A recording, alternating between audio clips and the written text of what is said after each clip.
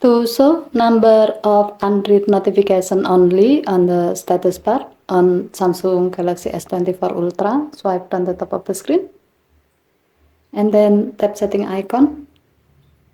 Scroll down the screen to find notification. Tap notification and then tap advanced setting.